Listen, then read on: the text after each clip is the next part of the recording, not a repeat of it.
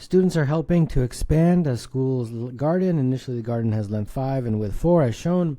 Rob adds 2 additional 2x4 plots side by side next to the initial garden, as shown. What is the total area of the expanded garden after Rob adds these 2 plots? Well, total area looks to me like 4 times this whole side looks like 5 plus 2 plus 2, which is 9. So the whole area would be a 4 times 9. Rectangle, which is 36. Kirima adds a path around 3 sides of the previous garden as shown. If the width of the path is 1, what is the total combined area of the garden and path? Okay, so this time we have to figure out again the length and width. So this whole thing from here to here was 9, right? So now there's another 1 meter. So that means this time that whole side would be 10. And similarly, before this side was 4, but now we're adding a 1 meter here and a 1 meter here. So that's 6 total in terms of the width.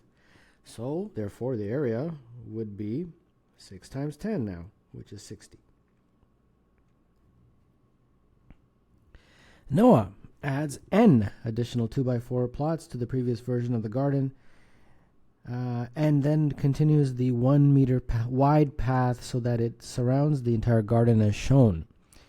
If the total combined area of the garden and the path is 150, determine the value of n. Well, let's see. We've got 1 meter here. This was 5, if I remember. This was 2, and this is 2, and this is a whole bunch of n's. So, and each one is 2, so that total would be 2n, correct? And then we have another one here. So the grand total, in terms of the length, looks to me like 1 plus 5 plus 2 plus 2 plus 2n plus 1. And that is 1, 2, 3, 4, 5, 6, 11 plus 2n. Okay. And then the width should be 4 here, and then 1 and 1, so that's 6. So then, therefore, the area would be the length times width, which is 11 plus 2n times 6. And they already told me that the area is 150, so I have to solve for n, basically. So this is what, 66. Oh, actually, let me just divide through by 6, probably be a little bit easier. So if I divide through by 6, that's 25, right? So 25 is 11 plus 2n. So therefore, that's 14 is 2n, therefore n is equal to 7.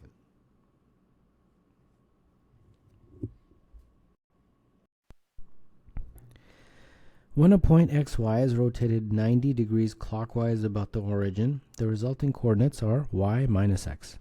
We call this rotation r. When a point xy is translated up 2 units, the resulting coordinates are x, y plus 2. We call this translation t.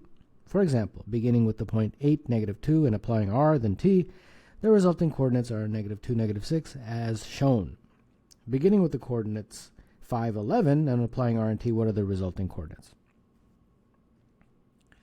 5, 11 we're starting with, and therefore the first one, r, would make it y minus x.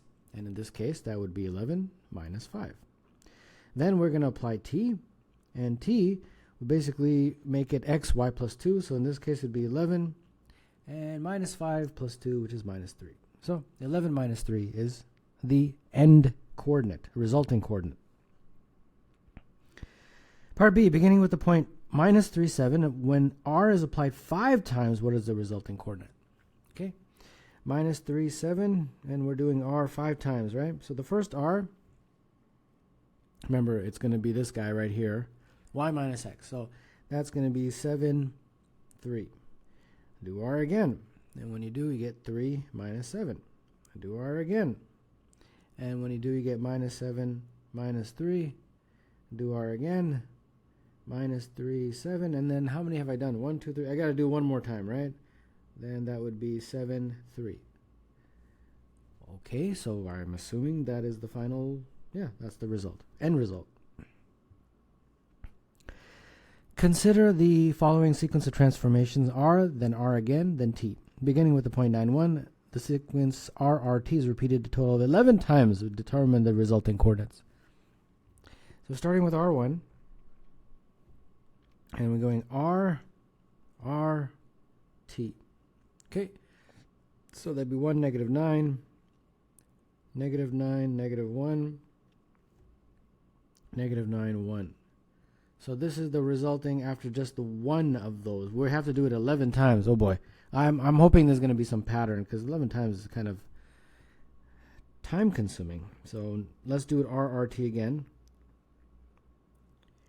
1, 9, 9, -1, 9, 1. Okay. 9, 1. So we're right back where we started. Ah, okay, that's good. So that means every two of these, it's going to go right back where you started. So 3, 4, it'll come back to 9, 1. Steps 5, 6, it'll come back to 9, 1. Steps 7, 8, 9, 10, and yeah, it'll come back to 9, 1, and then 9, 1. So at the beginning of step 11, it'll be 9, 1. Yeah. And then at the end of step 11, of course, it'll be the same as the end of step 1, since we're starting with the same point. So with a little bit of extrapolation, you can get the end result very quickly, which is -9, 1. 7 black balls, numbered 1 through 7, are placed in a hat. Balls are drawn randomly, one at a time from the hat. When a ball is drawn, it is neither replaced by another ball nor returned to the hat. What is the probability that the first ball drawn is even numbered? Okay, well, the probability is a fraction, usually, and the bottom number is the total, which in this case is 7 balls. And the top numbers are a specific condition. In this case, it has to be even. Now, how many even numbers do we have? 2, 4, and 6, so 3. 3 of them are even. Total is 7. Probability is 3 over 7. Part B, what is the probability that the sum of the numbers on the first 2 balls drawn is equal to 5? Well, again, probability is a fraction. The bottom number is the total. So we have 7 choices for the first ball and 6 choices for the second ball. The numerator is the specific condition, and that is that they want the sum to be equal to 5. Okay, well, I don't think there's that many possibilities. You can have a 1 and then a 4 and then a 1, a 2 and a 3, and a 3 and a 2. So there's only 4 possible ways of that happening. So this is the probability, 4 over 42, which in lowest terms is 2 over 21. Part C, determine the probability that the sum of the numbers on the first 2 balls is greater than or equal to 6. So again, probability is fraction. The bottom would be the total, so 7 times 6. And now we want the sum of the first 2 balls to be greater than or equal to 6. So greater than or equal to 6. Okay, well, there's a lot. I think it's easier to figure out how many are less than 6 and then subtract it, like the complement. So less than 6 is just as 1 and 5. Oh no, that's actually equal to 6. That's not right. 1 and 4, or 4 and 1. 1 and 3, 3 and 1. 1 and 2, 2 and 1. And then, so we got 1, 2, 1, 3, 1, 4, and then 2, 2 and 3, 3 and 2. Yeah, so that's 1, 2, 3, 4, 5, 6, 7, 8. So if 8 are less than 6, then that means the complement would be 42 minus 8, right? Because there's 42 in total, and 42 minus 8 is 34. So 34 goes here. So it's 34 over 42, and that in lowest terms is 17 over 21.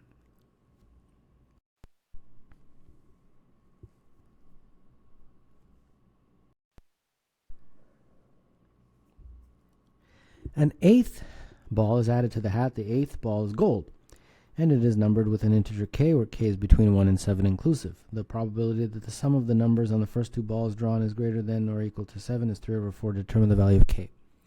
So now we've got 1, 2, 3, 4, 5, 6, 7, and then k. And this k ball is gold. Okay, great. And then now, very similar, but we don't know the value of k, but we are told it's in that range. And they're saying this time that our probability, which is, I have no idea what the numerator is, but the denominator, since there's 8 balls, it'll be 8 choices for the first ball and then 7 choices for the second ball. And they're saying that is going to be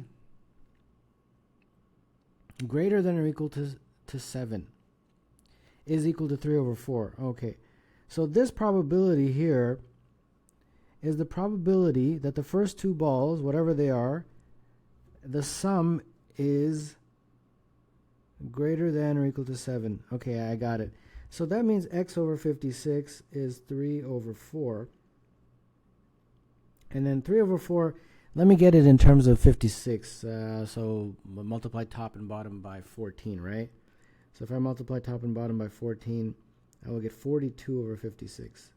So that basically means that of the 56 possibilities, 42 of them have a sum greater than or equal to 7.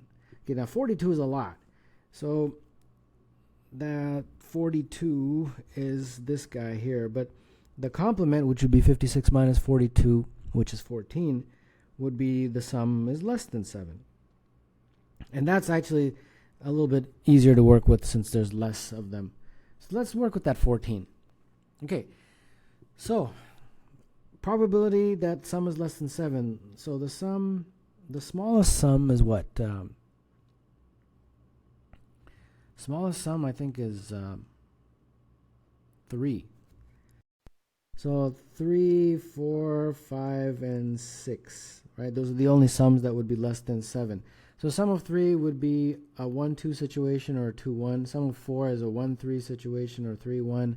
Sum of 5 is 1-4, 4-1, but also 2-3, 3-2. And sum of 6 is 1-5, 5-1, 2-4, 4-2. Yeah, so that's what? 1, 2, 3, 4, 5, 6, 7, 8, 9, 10, 11, 12. Aha, 12, but I need 14. So how can I get 2 more? That's where this k comes in. So if I can get k in such a way that I get 2 more. 2 more, huh? Well, there's lots of ways of getting more than 14, but exactly 14, I think, would happen if that second k, well, there's only one k, that additional number was a 5. So, for example, you've got that additional number being a 5, and then therefore that would give you 2 others that are equal to 6 if you paired them with a 1. And that would total 14. If you made k something else, you'd have more than 14. Yeah. Okay, so that means, based on this, that k is equal to 5, and that would allow you to have the sum less than 7 to be 14, therefore the sum greater than or equal to 7 to be 42, and if it's 42, it would be 42 over 56, which reduces to exactly 3 over 4.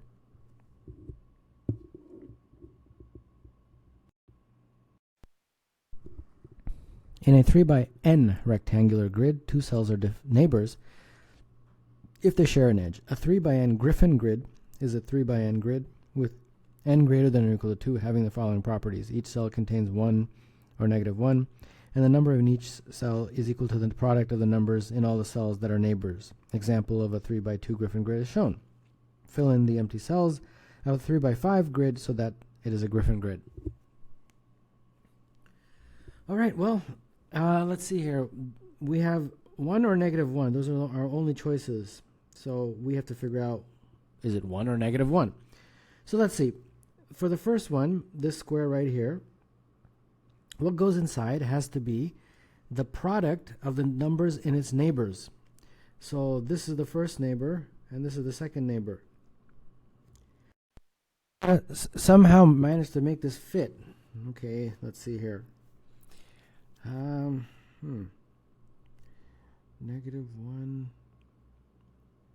Well, if I'm going to concentrate on maybe the middle one, maybe that'd be a little bit easier. If the middle one is 1, then that means that the top and bottom would have to be either both ones or both negative ones. If they're both ones, then it wouldn't fit, because this negative one and that one would give negative. So they both have to be negative ones. A little bit of thinking there to figure out how this fits. So let's see if it works out. This guy is the product of its neighbors, which is -1 and 1. That works. This guy in the middle, this one, is the product of its neighbors, which are this one, the top -1, and the bottom -1, so that's 1. And then this guy is a product of that 1 above it and the -1 beside it, which is -1. Okay, so that works. -1, 1, 1. And they just keep continuing like this. So, again, we have really only 2 choices for each square, and we got to make it fit. So, let's see. For the first, I'm going to concentrate on the middle again.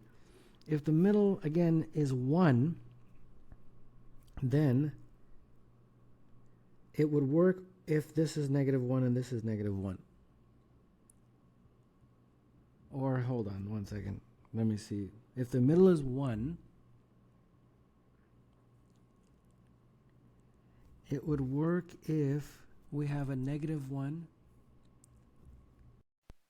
Ah, I see. This is a little bit more complicated than I thought. Okay, I see now. This guy right here, this one that I have concluded was -1, that is now the product of this, this, and this square. Every neighbor. Ah, okay. So therefore, that has to be a 1. And then that also has to be 1 down there. Ah, okay.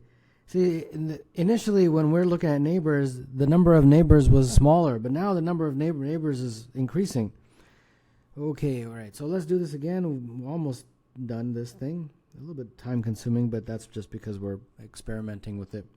With this one now, well, then that has to be a 1. And then for now, it seems like that also has to be a product of its neighbors, right? Then we've got 2 possibilities, but right now it's 1 and 1, but there's going to be another number in here. There's going to be another number in here, remember. So we've got to take that into consideration. And when you look at all the possibilities, the one that work is if you make this -1, then therefore that would make that -1. This would be 1 again, and this would be -1 and -1. So let me draw that again. So it's going to be -1, 1, -1. The next one would be -1, 1, -1. Then 1, 1, 1. Then -1, 1, -1. -1, 1, -1. So you've got to have those in that order in order for it to qualify as a Griffin grid. So a little bit of experimentation there.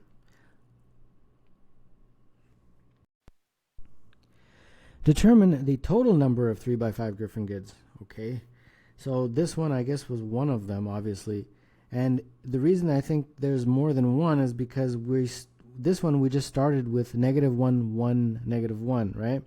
So we started like this. But I guess you can start in other ways. So for each of those, there's 2 possibilities. There's 1 or -1. 1 or -1, right? For each of those squares in terms of what you start with. So since there's 2 possibilities there, 2 possibilities there, and 2 possibilities there, the total will be 2 by 2 by 2, which is 8. So there would be 8. And I got to draw them all. Oh boy. All right. Well, I'll just insert it and you guys can see. And there you go. Those are the 8. Now the 8 were decided based on, of course, the first column. So there's the -, and you'll see every first column is different, right? That's why we have 8, because there's 8 possible first columns. And then once you have the first column, you kind of proceed from there. So for example, up here, that first column was -1, 1, negative. So which one is that? negative, positive, negative. So it's this one, C, I believe, right? Negative, positive, negative. And this should therefore be identical to this guy. And let's see if it is. Negative plus negative, 1, 1, 1. Negative plus negative, negative plus negative. Yeah, so I did it correctly. And then similarly, if you did the other 8, you'd get these boxes, Griffin grids, as they're called.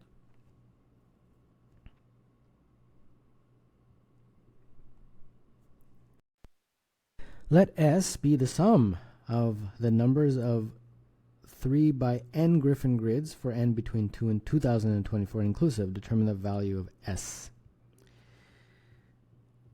All right, well, let's see here.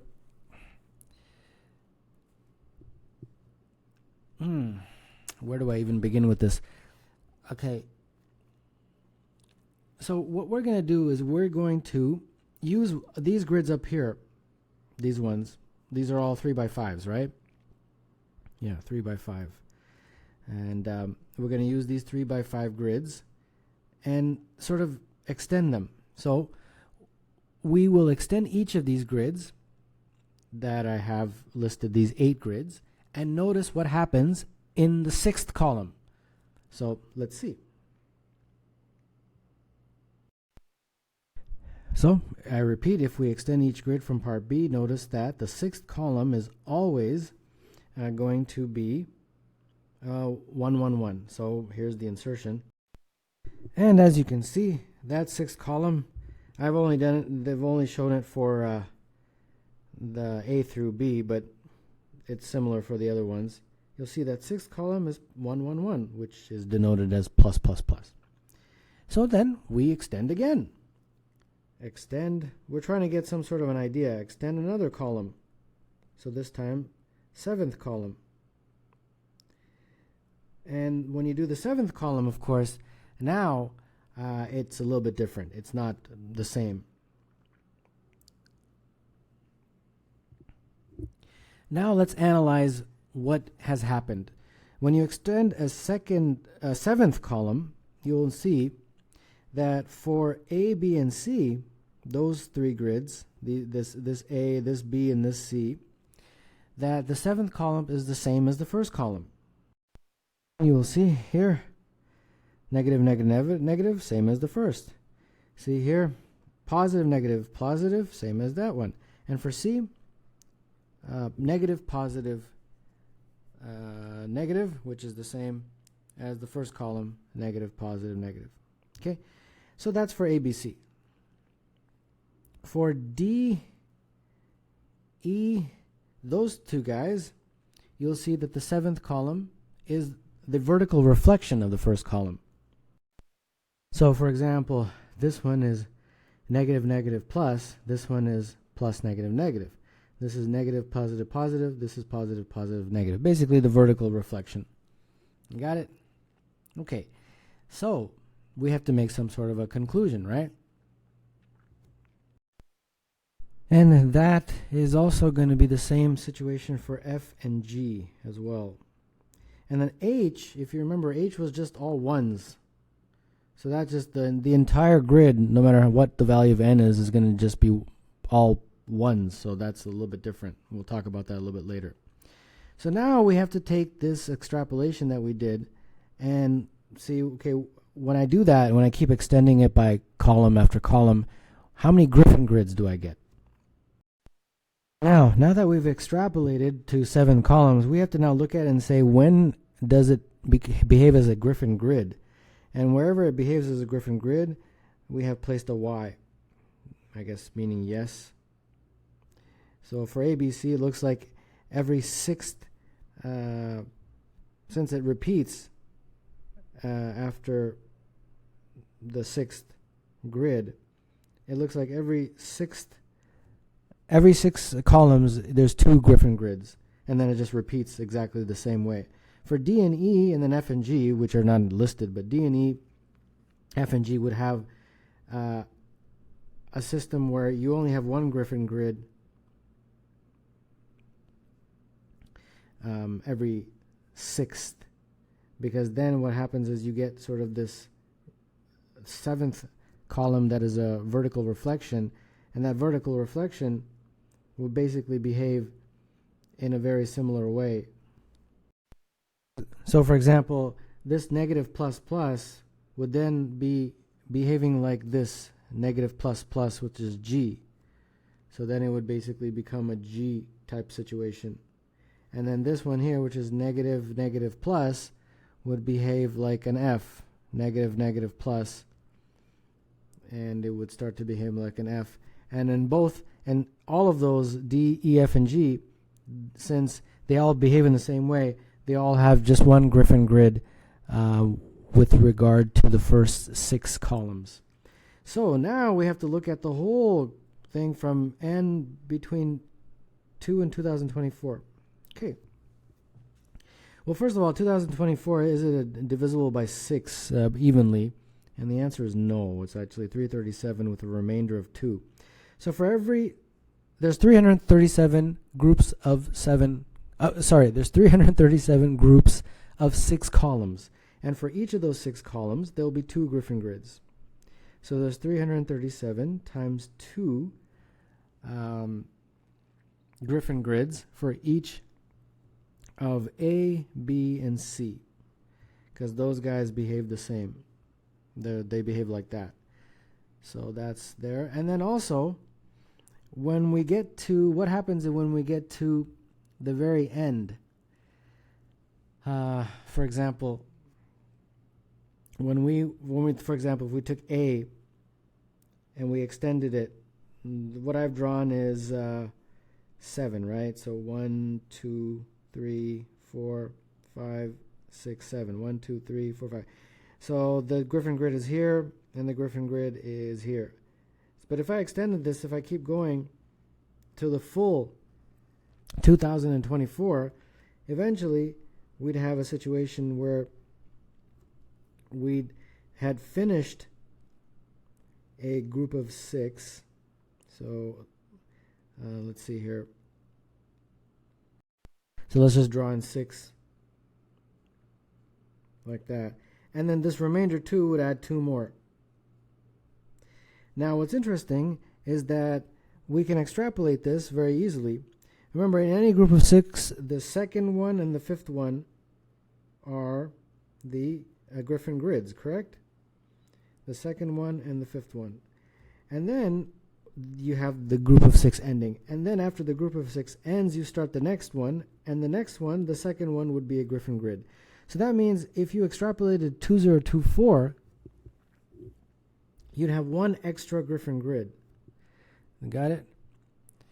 So we got to add plus 1 for that 2024. So let's make a little running tally for grid A, B, C, D, E, F, G, and then eventually we got to talk about H. We haven't even talked about H yet. And the total number of Griffin grids. Well, A is 337 times 2 plus 1, and that is 674 plus 1, which is 675. So that's what goes here. And then since B and C behave exactly the same, this is also 675, and this is also 675. Okay, so now let's talk about this next group, the DEFG guys. The DEFG guys, I like to keep it in the same screen here. They behave a little bit differently. For them, every 6th columns, there's only 1 Griffin grid. So that means we would take this 337 this time, and it's just times 1. And then if you extrapolated those to a 2024, you'd see that you wouldn't get any other Griffin grid. So we don't need to add that plus 1. So these are just 337s. And then finally, the one that we had not talked about, which is H. What is H? H is this guy right here. It's all 1s. So it's always going to be a Griffin grid no matter what the value of n is. So for n equals 1, sorry, there's no n equals 1. It starts with 2, right? Because n is between 2 and 2024. For n equals 2, you'll get 1 Griffin grid. For n equals 3, you'll get 1, and then so on all the way till n equals 2024. So 1 Griffin grid for each value of n. And that basically means that means in conclusion for the h, which is all ones, for each value of n you'll get 1. So since there's 2023 values of n, you'll get 2023 additional Griffin grids. So this is 2023.